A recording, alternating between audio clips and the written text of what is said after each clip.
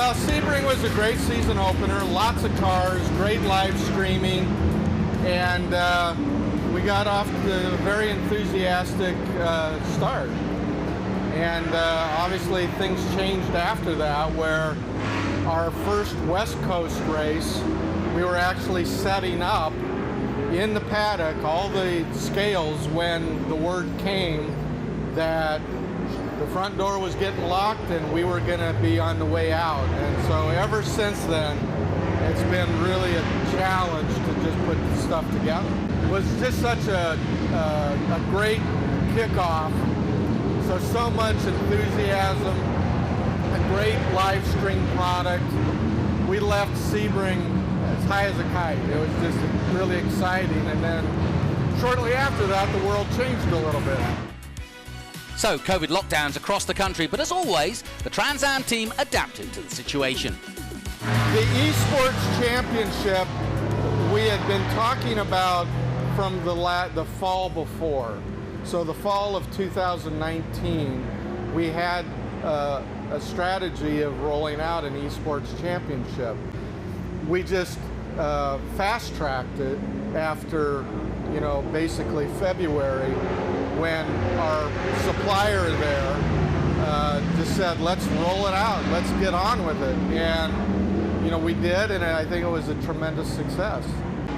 The whole thing just had kind of a whole cool vibe to it, and it was a really top-of-the-line product. I think that, with the announcers, yourself being involved in it, to give it a professional play-by-play, live timing, graphics, and then viewerships turning in and bigger viewership. It was just a great way to do it. But honestly, as I sit here today, that seems like last year. It just seems like so long ago. But in reality, we were doing that, 4 months ago? Well, not only did we have an E-Trans Am champion in Josh Hurley, E-Trans Am racer Tyler Casera got to do the real thing and even won at VIR. What a story. This drive-in concept, which was, park, be socially distanced, watch on the Trans Am app, and so you can see the cars in front of you, but you can see the rest of the track on your smartphone. I thought that was a great way and something that could be rolled out. It doesn't have to be COVID-19. That's something that can work anytime. It was a huge challenge to run any kind of series this year, but Trans Am took up that challenge, and when the season is over, plan to have run 8 events and 12 races, all made possible because of a unique partnership. That's where the relationship with SVRA is so critical, because if I were going to a NASCAR or an IndyCar weekend and asking for everybody to redo their schedule to my benefit, no way. It would have never happened. But working with Tony, we were able to restructure the entire event schedule to allow for double headers.